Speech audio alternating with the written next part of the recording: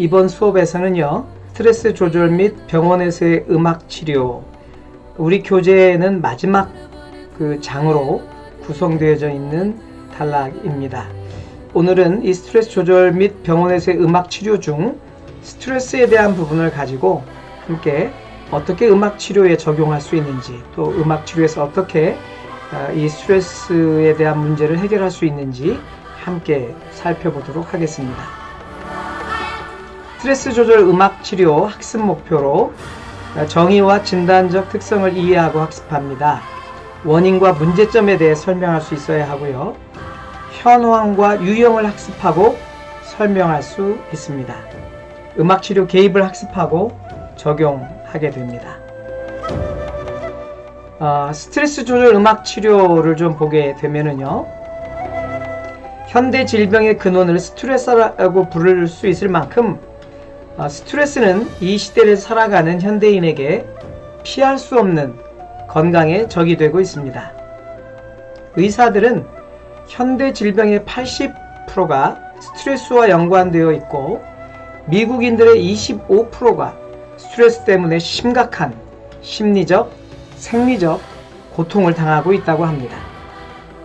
오늘날 현대인은 옛날처럼 순간적인 신체적 위험에 대응하는 생리적인 반응으로 스트레스를 겪기보다는 오랜 시간에 걸쳐 지속적으로 심리적 긴장을 겪는 경우를 더 많이 갖게 되었습니다. 이러한 장기적인 스트레스는 암, 심장병, 위장장애, 면역체계 약화 등의 생리적인 문제를 야기시키는 것이죠. 다행스럽게도 스트레스를 이겨내기 위한 인간의 지혜도 오늘날 크게 발달해 왔습니다. 그 가운데에는 스트레스 상황을 다른 방법을 통해 해소하는 인지 방법, 운동 프로그램, 그리고 다양한 이완 방법이 있습니다. 그 중에 한 치료법이 우리가 오늘 함께 학습하는 음악 치료인 것입니다. 스트레스 조절 음악 치료, 이 스트레스의 개념을 좀 우리가 함께 볼까요? 미어로스키와 로즈는 우울하고 긴장되어 있는 상태라 정의하였습니다. 이러한 생체에 영향을 주는 모든 원인을 스트레스로 정의하고 있습니다. 제니스는 좁은 의미의 스트레스 개념으로 어떤 특정한 상황적 맥락 하에서 일어나는 인체 조직의 정신적, 생리학적 상태로 정의하였는데요. 일반적으로 스트레스를 받을 경우 4가지 반응이 생긴다고 합니다. 첫째, 효과적인 방어 반응을 보이는 정상적 상태. 둘째, 불안의 정도가 커서 효과적으로 방어하지 못하는 신경증. 셋째, 불안을 잘못 깨닫거나 무시하는 정신병. 넷째, 방어에 실패하여 생체 조직의 변화를 가져오는 정신생리학적 이상이 있습니다. 스트레스는 인체의 항상성을 유지하는 데 있어서 보상 반응을 통해 조절 능력을 능가하는 해로운 물리적, 화학적, 생리적, 정신적, 사회적 자극을 말하며 이러한 스트레스를 극복하기 위해 시상하부에서 통합하여 인체는 신경계와 뇌분비계를 통해서 항상성 유지를 위해 체내의 대사를 조절하게 됩니다. 사실 우리가 인생을 살다 보면 우리에게 의도치 않게 다가오는 여러 가지 생리적, 심리적, 사회적, 또 경우에 따라서 영적 상태의 다양한 문제들이 우리에게 다가오는 것을 볼 수 있습니다. 그 문제들을 접했을 때에 그 방어 반응을 보이는 정상적인 상태도 있고, 그 불안의 정도가 제대로 작동을 제대로 못하게 되면서 신경증으로 아주 신경증 증세를 보이는 경우가 있고, 아예 무시해버리는, 그 경우에 따라서는 정신병으로도 오게 되는 그런 상태, 또 자기 몸에 스트레스를 실패해서 생체 조직의 반응을 가져오고 여러가지 정신생리학적 이상을 겪게 되는, 그래서 그것이 장애로 이어지는 이러한 다양한 스트레스 유형을 우리가 볼 수 있습니다. 스트레스는 왜 일어날까요? 첫 번째는 시대적 배경이 원인이라고 이야기하고 있습니다. 다망한 시대, 너무나 다양하고 너무나 빠르게 변화하고 있는 시대를 볼 수 있습니다. 고도 정보화 사회, 하이테크 사회, 스피드 시대. 정말 우리가 감당할 수 없을 만큼 이렇게 빠른 변화를 겪고 있는 이런 시대성 때문에 그 자체가 우리에게 스트레스를 준다라고 하는 것이죠. 경쟁적 시대, 기업 간 경쟁 강화. 물론 우리가 기업 간뿐만이 아니라 지금은 여러분 학교에서도 학우들끼리도 경쟁을 해야 되고, 또 우리가 어떤 직장을 취업하는 데 있어서도 경쟁을 해야 되죠. 이런 부모들의 경쟁심 부채질, 사회적인 이 경쟁 체계의 도입들이 우리 모든 사람들에게 스트레스를 일으키는 요인으로 작동하고 있는 것입니다. 불확실한 시대, 강대국 간 대립, 핵의 위협, 경제 동향 유동적, 지금처럼 코로나19로 인해서 언제 우리가 원래의 일반적 생활로 돌아갈지 알 수 없는 이런 불안한 불확실성의 시대가 우리 모두에게 엄청난 스트레스를 주고 있는 것입니다. 이와 같은 사회 풍조나 시대적 배경이 스트레스의 원인이라고 하지만 직접적 원인으로는 생활 환경, 태도, 성격을 들 수 있습니다.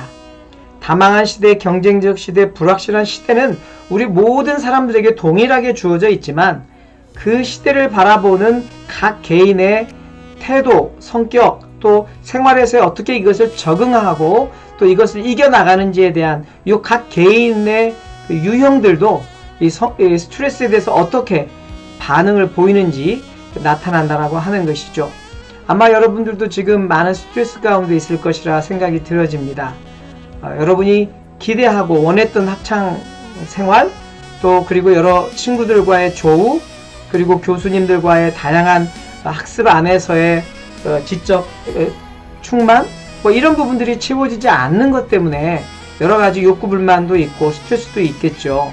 또 그것 때문에 여러 가지 부분에서 이런 신체 생리적 영향력을 가지고 몸의 불편을 겪고 있는 그런 친구들도 보고 있습니다. 하지만 오늘 여기서 얘기하고 있는 것처럼 이것은 각자의 태도와 성격의 요인이 될 수도 있습니다. 환경적 요인을 내가 어떻게 긍정적으로 바꿀 수 있느냐도 이 스트레스를 해결해 나갈 수 있는 중요한 요인이 된다는 것을 기억하시기 바랍니다. 두 번째, 스트레스를 유발하는 내외적 요인을 좀 보게 되면요. 첫 번째, 외적 요인, 물리적 요인을 보자는 거죠. 시끄러운 환경, 폐쇄적인 공간, 너무 어둡거나 환한 것 등 이 화학적 요인들이 우리에게 이 스트레스 유발하는 이런 외적 요인이 되고요. 산소 또는 이산화탄소의 농도, 식사량과 영양소의 균형, 약물 섭취 등 생물학적인 요인도 물리적 요인이 됩니다. 세균, 바이러스 등의 자극으로 발생한 질병 등 사회적 요인도 있고요. 시민척의 죽음, 실직, 이혼 등의 생활에 큰 사건들이 스트레스 유발의 요인이 됩니다. 조직의 규칙, 규정, 직업의 불만 등도 이런 외적 요인으로 스트레스의 물리적 요인이 됩니다. 두 번째, 내적 요인, 성격적 요인을 좀 살펴볼까요? 만사를 비관적으로 생각하고 자신감이 없는 것.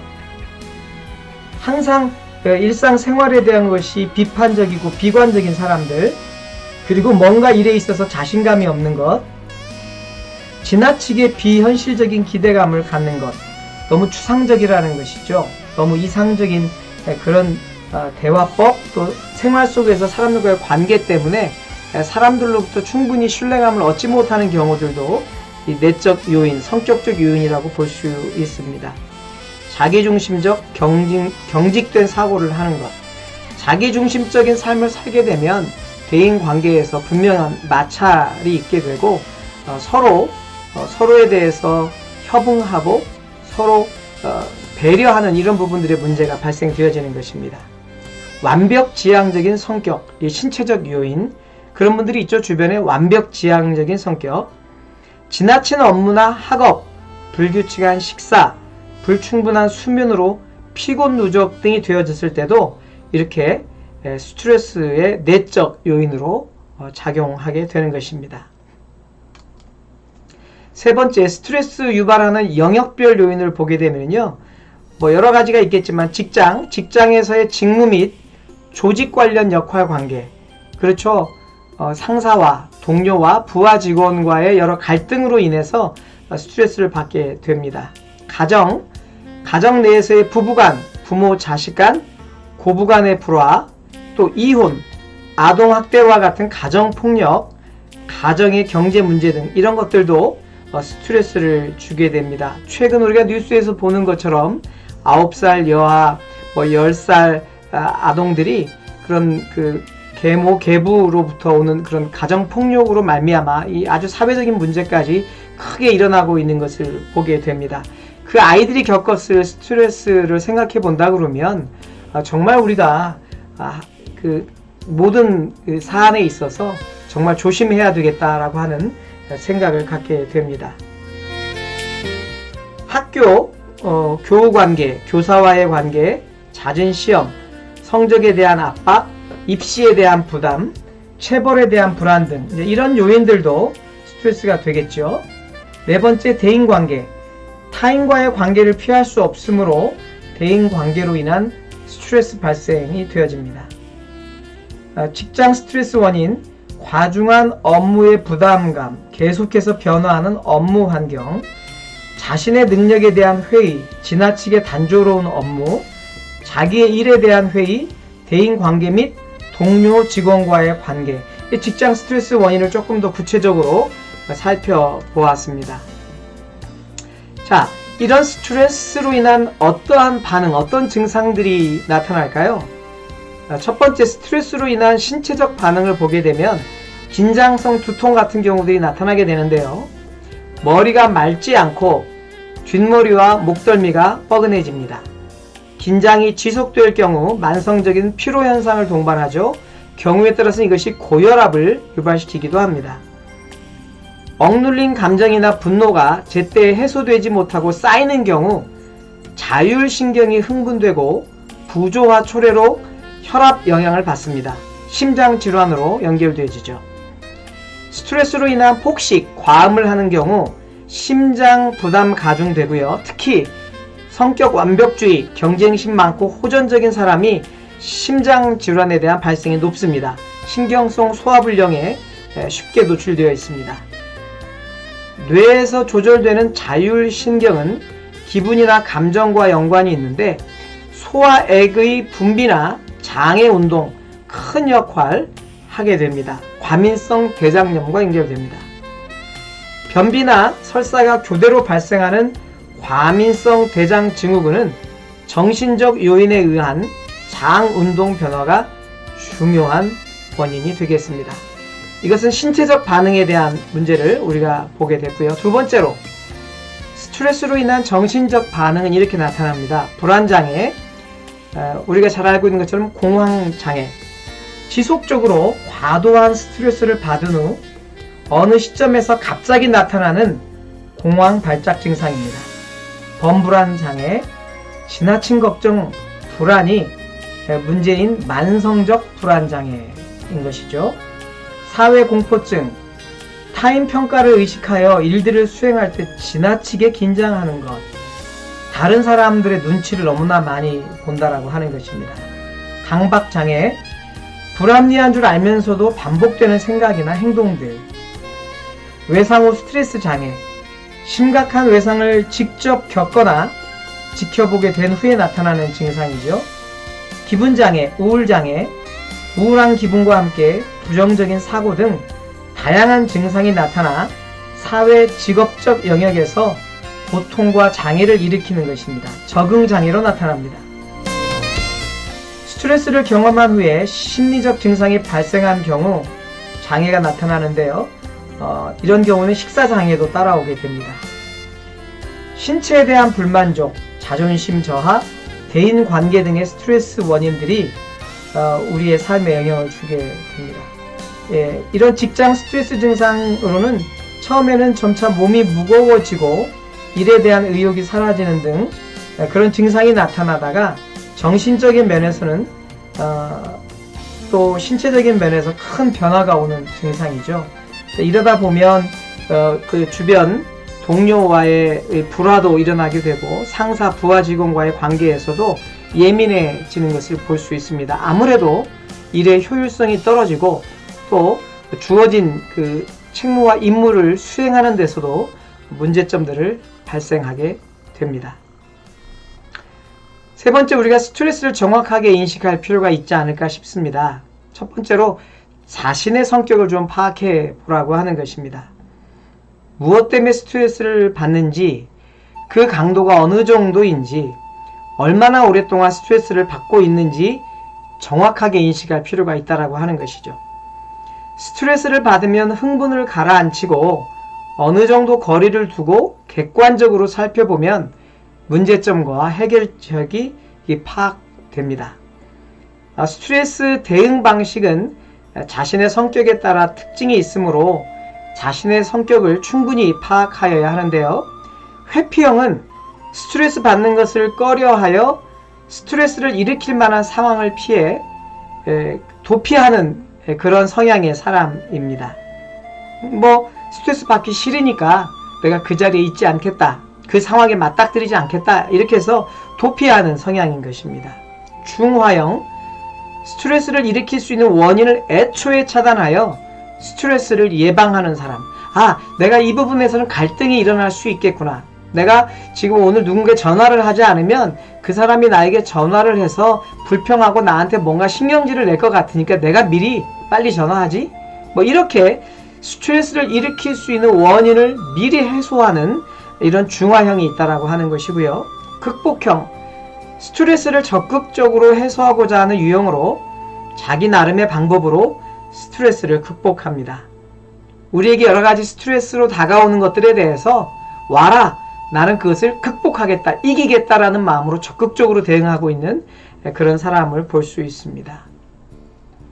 이런 스트레스 조절 음악 치료에 대해서 여러 학자들이 음악 치료가 어떻게 효과적인지에 대해서 이렇게 언급하고 있습니다.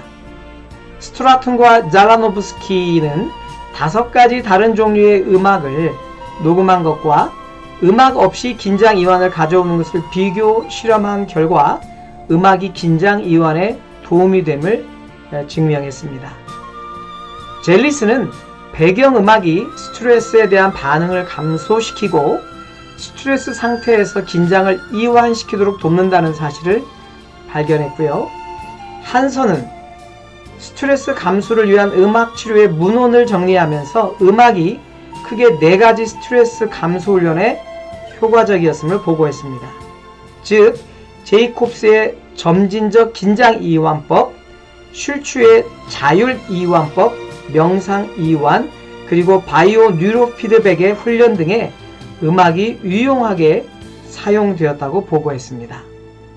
또 여러 연구들에서 음악은 스트레스를 조절하는 자율신경계에 영향을 미쳐 호흡, 맥박, 심박을 조절하며 신진대사나 호르몬 분비에 영향을 미친다고 밝혀졌습니다. 펠레티에는 22개의 연구를 종합한 결과 효과 크기 0.67로 음악은 스트레스로 인한 증상들을 감소시키는 매우 효과적인 도구라고 보고하였습니다. 스트레스 대처를 위한 음악 활동을 우리가 몇 가지 볼 텐데요. 스트레스 대처를 위한 음악을 사용하는 방식은 여러 가지가 있으나 일반적으로 전문적인 음악 치료사의 도움이 없이도 할 수 있는 보편적 음악 활동에서부터 전문 음악 치료사의 개입을 필요로 하는 활동까지 다양합니다. 활동의 형태로는 음악 감상, 연주 혹은 즉흥 연주, 노래 부르기, 그리고 가사 만들기 등으로 구분할 수 있습니다. 오늘은 우리가 함께 이 4가지 영역에 대한 부분을 잠시 살펴보도록 하겠습니다. 첫 번째는 음악 감상인데요. 음악 감상은 수용적 음악 경험의 한 방법으로서 스트레스로 인한 긴장을 이완시키고 긍정적인 정서를 변화시키기 위한 목적으로 가장 많이 적용되어 왔습니다. 세이어, 뉴먼과 맥클레인은 음악을 들으면 에너지 수준을 향상시키고 긴장을 이완시키고 우울을 완화시키는데 도움이 된다고 하였습니다. 긴장 이완, 우울 완화, 에너지를 좀 향상시킨다. 음악은 스트레스로 인한 생리적인 상태에도 영향을 미치는데, 구체적으로 음악은 면역 시스템과 신경 내분비계, 자율신경계, 그리고 뇌파에도 영향을 미칩니다. 면역 시스템과 관련된 호르몬 중에 SIGA는 침, 눈물, 소화기, 기관지 등의 점액에서 분비되는 것으로 감기, 장염 등을 유발하는 박테리아와 바이러스로부터 보호를 해주는 것으로 알려져 있습니다. 면역기능 향상과 함께 음악 감상은 내분비 시스템 반응에도 긍정적인 영향을 미치는데요. 모켈 등은 명상음악과 고전음악을 들은 이후 스트레스 반응을 일으키는 호르몬인 노르에피네프린 수준이 감소되었음을 보고하였고요. 밴더 아크와 일리도 즐겁고 평화로운 음악을 들은 이후 역시 노르에피네프린 수준이 감소되었음을 보고하였습니다. 이외에도 음악을 들은 이후 NK세포, T림프구 등 면역과 관련된 수치들이 향상되었습니다. 적절한 음악을 선택하는 것이 중요한데, 일반적으로 지속적인 멜로디 라인, 단순한 리듬, 반복이 많고 타악기적인 요소가 적은 음악들이 주로 이러한 목적에 적합하다고 할 것이다. 최병철 교수님이 말씀한 거죠. 음악 감상은 긴장과 이완을 조절하는 자율신경계에도 영향을 미치는데요. 즉, 음악을 들을 때 청각적 자극은 시상과 망상신경계, 상호작용으로 인해 의미와 기억 등을 연상할 수 있습니다. 이러한 기억은 정서를 유발하며 이는 다시 호흡, 맥박 등의 생리적 반응에 영향을 미칠 수 있죠. 인간은 음악을 들으면서 멜로디, 화음이 주는 각각의 성격에 따라 포근한 감정, 따뜻한 느낌 등의 정서를 경험하게 됩니다. 자극적인 음악은 인간의 교감신경을 자극하여 혈압, 맥박 등을 상승시키고요. 진정시키는 음악은 부교감신경을 자극하여 안정되고 편안한 상태로 유도해주죠. 스트레스와 관련된 많은 질병들은 이러한 자율신경계의 불균형과 관련이 있는데, 김현정은 18명을 대상으로 음악 감상을 실시한 결과 혈압 완화에 효과적이었으며, 쿡도 평온한 음악은 카테코라민 수치를 저하시켜 혈압 완화에 도움을 준다고 하였습니다. 우리 신체는 호흡, 맥박과 같은 고유의 리듬을 가지고 있는데요. 스트레스는 이러한 규칙적인 항상성을 깨트리게 됩니다. 그러나 인간의 신체 리듬은 음악과 같은 외부 리듬에 동조될 수 있고요. 따라서 규칙적인 리듬을 가진 음악을 듣는 것은 스트레스로 인해 깨진 생리적 항상성을 유지하는 데 도움이 됩니다. 원치 않는 환경적 소음을 덮어버리는 마스킹 효과와 주의 전환을 위한 목적으로 음악을 감상할 수 있는데, 예를 들어 병원에서 들리는 소음들은 환자들의 스트레스를 증가시키고 이완을 방해하는 요인이 될 수 있습니다. 불쾌한 소음 환경을 마스킹하게 함으로써 스트레스를 감소시킬 수 있습니다. 긴장 이완을 가져오는 음악의 특성은요, 개인의 현재 감정적 상태를 지지할 수 있어야 한다. 동질성의 원리. 충분히 반복적이어야 하며 변화는 음악 속에서 예측될 수 있어야 합니다. 형식이 두드러진 음악이 좋습니다. ABA, AB, AB, AC, AD 등 계속해서 우리가 누구나 쉽게 예측할 수 있는 그런 형식의 음악이 좋다는 것이죠. 작은 실내악 혹은 독주곡이 좋고요. 느리고 정적인데 리듬이나 화성보다는 멜로디가 강조된 음악이 좋습니다. 기악곡의 부드러운 음향의 음악이 좋고 저음 음역대의 음악이 좋습니다. 연상되는 기억이 없는 음악, 감정을 유발하지 않는 음악, 수용적인 정보의 양을 갖는 음악들이 좋습니다. 치료사는 음악 지침을 제시함에 있어 유의해야 되는데요. 이 몇 가지들을 잠깐 살펴보도록 합니다. 시작할 때에는 평소 빠르기의 말로 시작하나 진행하면서 말의 속도를 조절하라. 음악을 먼저 들려주고 지침을 시작하시고 몸이 어떤 상태인지를 인식하게 하십시오. 불편한 곳을 조절하여 편한 자세를 취하도록 하고 내면에 주목하게 하십시오. 클라이언트의 긴장 이완 상태를 눈으로 점검하면서 진행하시고 예견성 있는 반복을 사용하십시오. 긴장이 이완되면서 음성도 이완시키고요. 음성을 음악에 동조시키십시오. 목소리로 긴장 이완의 상태를 시범적으로 표현하고 간략한 문장을 말하십시오. 잠시 쉬었다 가는 것을 두려워하지 말고 클라이언트의 호흡 시기에 치료사도 일치시키라는 것입니다. 언제가 끝인지, 어떻게 끝낼 것인지를 말하십시오. 몸을 인식하고 치료사의 목소리를 듣고 기지개를 하는 등 외부로 향하게 하시고요. 필요한 만큼 충분히 시간을 가짐으로 자세를 찾도록 하십시오. 일상적인 목소리로 돌아오도록 하십니다. 두 번째, 연주와 즉흥 연주를 보겠습니다. 악기를 연주하는 것은 스트레스로 인한 불안, 우울 등의 부정적인 정서와 짜증을 내거나 화를 내는 등의 부정적인 행동을 감소시키는데 도움을 줄 수 있습니다. 자신의 감정을 악기에 이입해서 연주할 때 개인과 집단의 부적 감정을 쉽게 표출할 수 있고 아주 나쁜 감정들을 표출할 수 있다는 것이죠. 그런 소리 피드백을 듣는 과정은 자신과 타인의 감정과 생각을 쉽게 인지할 수 있게 합니다. 음악 소리를 들으면서 같이 연주를 하면서 다른 사람의 생각과 감정을 내가 인지할 수 있다고 하는 것입니다.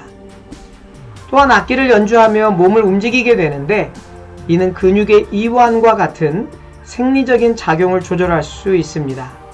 이러한 연주 행동은 스트레스와 관련된 신체적, 심리적 증상 조절에 효과적입니다. 즉흥 연주를 통해 자신이 언어로 표현하기 어려운 감정이나 문제들을 음악적으로 표현함으로써 자신의 감정을 지각할 수 있고요. 이로 인해 자신의 내면 세계와 커뮤니케이션 할 수 있는 기회를 제공받습니다. 또한 여러 사람들과 함께하는 성공적인 연주의 경험은 스트레스로 인해 발생하는 소외감으로 인한 대인관계 문제 해결에 긍정적인 영향을 미치게 되죠. 악기 연주나 즉흥 연주는 무기력한 감정을 감소시키고 자기 표현의 기회를 증가시킴으로써 스트레스로 인해 발생하는 행동적, 심리적인 문제를 감소시켜주고 회피적이고 방어적인 대처 전략을 취함으로써 발생하는 외로움을 감소시켜 즐거운 분위기에서 스트레스를 대처할 수 있도록 도와줍니다. 연주하는 것, 함께 즉흥 연주하는 것이 스트레스 대처에 이러한 효과가 있는 것을 볼 수 있습니다. 세 번째, 노래 부르기. 사람이 외부 환경의 변화에 따라 웃음소리, 울음소리, 비명소리, 한숨소리와 같은 매우 자연스러운 소리 반응을 하게 있는데요.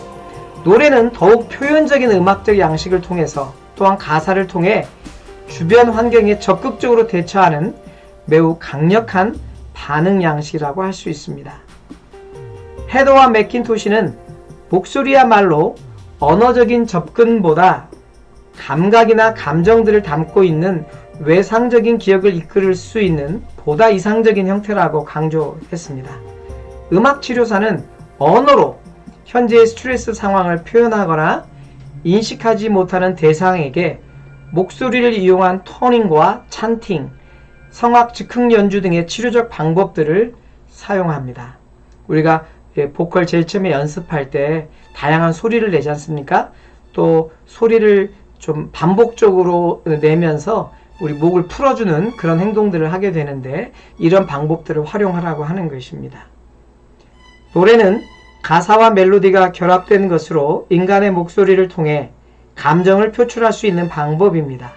호흡은 그리스어 영혼이라는 말과 어원을 같이 하는데 삶의 에너지라는 뜻입니다. 이러한 호흡은 인간의 생리적 반응에 많은 영향을 미치는데요. 노래를 부르기 위해서는 먼저 안정적인 호흡이 필요하죠. 들숨과 날숨의 규칙적인 호흡은 안정감을 유발합니다. 또한 노래의 중요한 것은 가사의 기능인데요. 노래의 가사는 다양한 삶의 이슈와 감정, 추억 등에 대해 다루며 이러한 가사는 인간의 내면 상태를 투사하게 됩니다. 저는 개인적으로 이 가사가 얼마나 좋은지에 따라서 노래를 자주 부르기도 하고 또 그 노래를 내 18번으로 계속 반복적으로 내 삶에 적용시키는 것을 볼 수 있습니다. 아마 여러분들도 그렇지 않을까 싶은 마음이 있습니다. 자, 마지막으로 노래 만들기라고 하는 건데요. 표현적이고 능동적인 경험을 이끄는 방법으로 노래 만들기를 들 수 있습니다. 음악 치료에서 종종 사용되는 노래 만들기는 대상자의 생각과 느낌을 표현할 수 있도록 안전하고 구조화되고 유연한 음악적 기회를 제공합니다. 치료사는 대상자의 수준을 고려하여 노래 만들기의 아이디어가 안전하게 진행될 수 있도록 음악적 경험들을 촉진시키는 역할을 담당합니다. 노래 만들기는 집단 치료에 사용하기에 매우 적합한 방식이고요. 스트레스로 인한 부적 감정들을 확인하고 동료들의 인정과 승인을 통해 신뢰적인 환경 안에서 감정들을 표현하고 해결할 수 있는 기회를 제공합니다. 이러한 노래 만들기는 자신의 내면의 감정이나 이야기를 예술 매체를 통해 표현함으로써 만족과 성취를 느낄 수 있도록 하는 것이죠.